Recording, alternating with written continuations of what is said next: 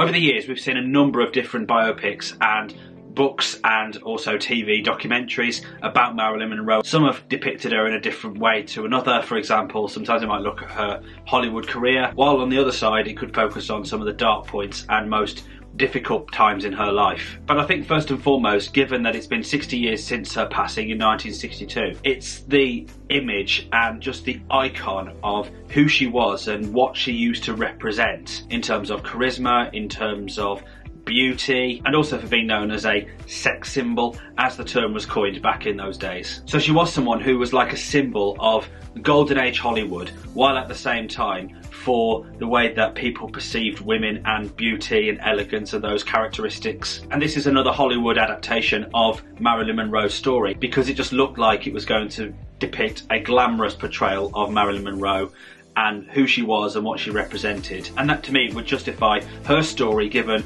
the troubles that she had when she was young and throughout her life, while also glorifying who she was as an icon within Hollywood. And notwithstanding that, even after 60 years since she passed away, that she's still a global icon and people still remember who she is. So Blonde is based on the 2000 novel of the same name by Joyce Carol Oates, and it is a fictionalised adaptation on the life and career of American actress and icon Marilyn Monroe, which explores her relationships and her career throughout the 50s and the early 1960s. So as I've already mentioned, people still remember Marilyn Monroe's iconic image and the fact that the film is titled Blonde. And I think to myself, if there's anybody in the world, male or female, who comes straight to mind when you think of the word blonde in relation to a blonde person, it is Marilyn Monroe. Judging from a promotional point of view, that they did at least depict an image and they depicted the visual understanding of who Marilyn Monroe was and just the physique of her and those kind of things. But it was just how it was done and how they portrayed the character and just how it was structured that was just completely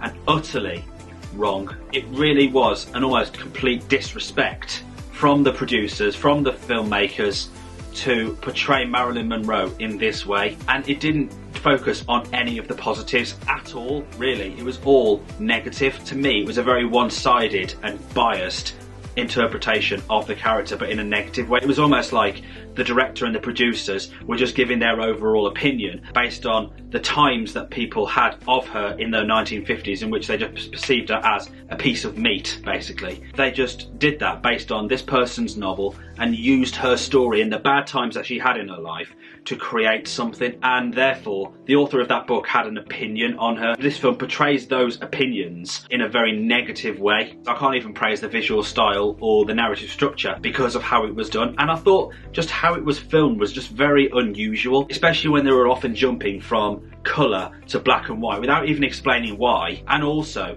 there were just some very unusual elements in which they kind of portrayed sex particularly and children as something that's quite abhorrent, you know, something that's very dangerous, something very sinister, particularly in some sex sequences which often involved rape. It was something that really depicted it in a very kind of dreamlike state, but it portrayed her as like a lost little girl rather than as a strong woman, having gone through the traumas of what she did go through to fight through that and then become a global star. It just was a very negative and a very misogynistic portrayal of the character, and I just thought it was a complete disgrace. And personally, I've never understood why, in certain books especially, they have to depict a fictionalised version of a real life person's life, because they've used the facts and they've twisted their own story and created their own ideology and perception of how that person was and then showcased it to the world. So in this respect, this film has exploited Marilyn Monroe, her legacy, her filmography and just her general image, and it's just a complete injustice. It really is. And don't get me wrong, there are biopics that depict a real life person's story, and yes, it's written for the screen, but it's got to justify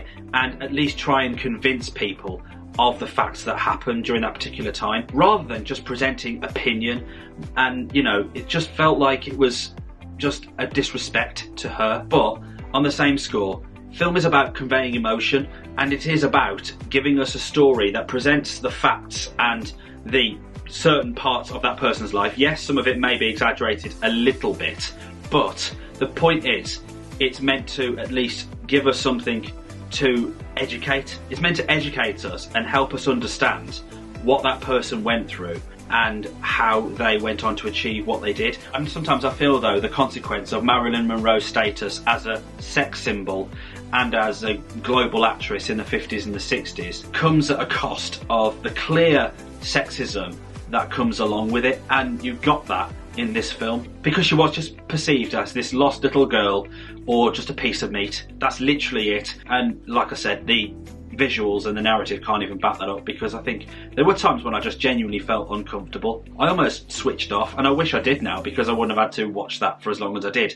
But it was just something that, it was awkward, and you probably weren't expecting it to be as dark and twisted as it turned out to be. And I don't get that very often, because sometimes when you feel awkward or uncomfortable, it's like a horror or thriller. You're meant to feel like your stomach's churning, but you don't want to be stomach churning in a film where you just feel sick because of how a person has been portrayed in a film. Especially an icon like Marilyn Monroe. It was just all negative. It was all the bad things that happened to her in a very episodic structure where it was just one thing after another, and then something else, and then something else.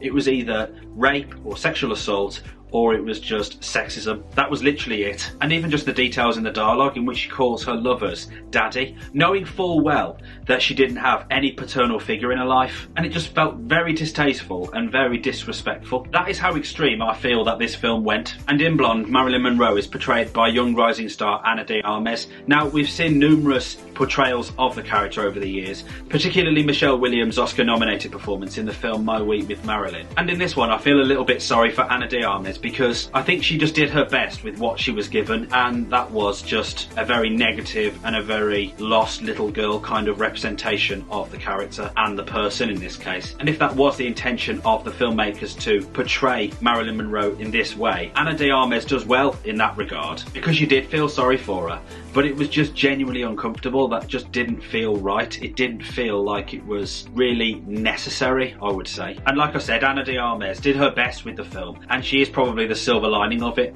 but I think it's just ridiculous how directors and producers have their own perception of how a person should be represented, and then they tell the actors to go and perform. So they're basically getting them to shoot the messenger, so to speak. She just did the best that she could, and that's all you can ask as an actor, really. So overall, as you can tell from this review, Blonde is a biopic that's caused enormous controversy, and it's very, very divided, in which people feel that it didn't really represent Marilyn Monroe and her legacy in a very positive way at all, and just focused on the negatives, and it was just a very biased and unfair representation of the person, the woman, the icon, the actress, and all these things. And I feel as though it wasn't at all. It was just a very, very disjointed, episodic perception of Marilyn Monroe, and it just didn't represent anything good about her at all, really. And that's what I think is just very, very